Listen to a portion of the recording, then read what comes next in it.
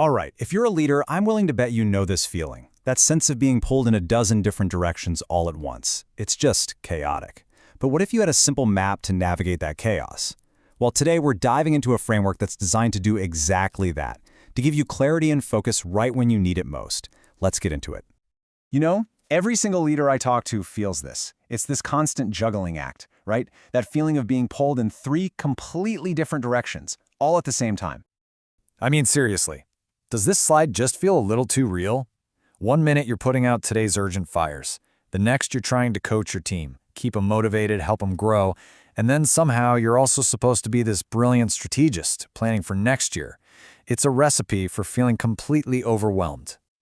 So, what's the move here? It's definitely not about working harder or trying to juggle faster. The real answer is getting a better map, a kind of mental model that brings some order to all that complexity and helps you focus on the right thing at the right time. And here's the big aha moment. You're not managing one single job. You're actually leading in three very distinct but totally interconnected worlds. You've got your operations, your business model, and your organization development. And mastering the balance between these three, well, that's the absolute key. So here it is. This is the map. And just look at how different each world is. Each one has its own unique DNA, and it demands a totally different version of you as a leader. In operations, it's all about execution. You got to be disciplined, detail-oriented, ready to win today. Then you shift gears to the business model world. Here, you're the strategist, looking at the market, your products, customers, channels, and geography, which we call the PCCG framework. And finally, in organization development, your mindset has to shift again, completely. You're an empathetic systems thinker, focused on your people and culture, that internal world guided by how your company perceives, thinks, and operates, the PDO framework. Let's dig into that PTO framework for a sec. Just think of it as your organization's collective brain. How good is your company at perceiving what's really happening in the market? Does it have a solid way of thinking and forming a real strategy? Or is it just reacting to things? And, crucially, can it operate with discipline to turn those good thoughts into real action?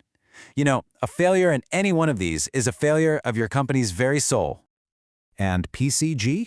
That's your blueprint for your external strategy. It forces you to get crystal clear on the fundamentals. What are we selling? Who are we selling it to? How do we actually reach them? And where do we compete? The best strategists are constantly pressure testing this.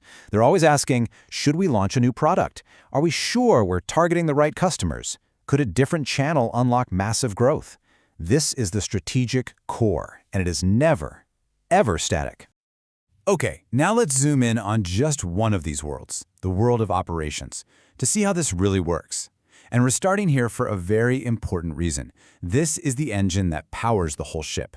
If your operations aren't rock solid, your brilliant strategy and your amazing culture, well, they just don't stand a chance. This slide just nails the shift in thinking. The old way, over on the left, was the manager as a supervisor. You know, heroically watching over people, but in the end, creating a bottleneck that just kills any chance to scale.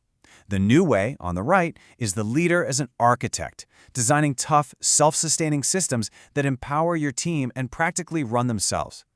So how do you become an architect? It really boils down to these three steps. First, you simplify, and I mean be absolutely ruthless. Get rid of any step that doesn't add real, tangible value. Second, you codify. Write it all down. Create the playbook. And third, once it's simple and clear, you automate. Use technology to build a reliable machine that does all the heavy lifting for you. And this quote, this just perfectly captures the goal of that second step, codification. It's not about getting the job done right just once. No way. The goal is to build a system that can replicate high-quality work at a massive scale over and over and over again. That right there, that's the foundation of true scalability. But wait, what about the people in all this? This isn't about replacing them, not at all. It's about setting them free. And that's exactly where the TDS loop comes in. You train your team on these well-defined systems. Then, because the system is so reliable, you can confidently delegate real responsibility. And the whole thing works because it's built on a foundation of solid systems. It's this incredibly powerful empowerment cycle. Okay, so we've seen how to architect one of the worlds. But now let's zoom back out to the master principle.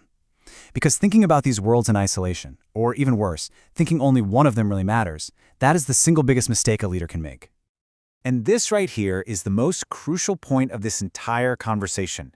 Your primary job isn't to be the best operator or the smartest strategist or the most inspiring culture builder. Your most important job is to be the great integrator, the one person who sees how all three worlds connect and is constantly working to keep them in a healthy, dynamic balance. You know, doing that requires you to be a bit of a mental chameleon. You have to be able to fluidly shift your mindset. So when you step into the org dev world, you lead with empathy. Then you shift to the business model world, and you become this data-driven, customer-obsessed strategist. Then you jump into operations, and your focus sharpens to pure discipline and results. The absolute best leaders shift between these mindsets, sometimes in the exact same meeting. Okay, so this all sounds great in theory, right? But how do you actually make it happen? Let's get really practical here and shift from the what to the how. You know, the old saying is true: what gets measured gets managed. If you really want to lead across all three worlds, you need a balanced scorecard. You can't just track revenue. For your organization's health, you've got to track things like employee engagement. For your business model, you're tracking market share. And in operations, it's all about efficiency and quality. A truly healthy company is strong across the board, not just profitable. And that brings us right back to you. So let's end with this. Take a second and pull out your own mental leadership map and be really honest with yourself. Based on everything we've just covered, which of these three worlds, your operations, your business model, or your organization, needs your attention the most right now? Answering that one question, that is your first and most important step.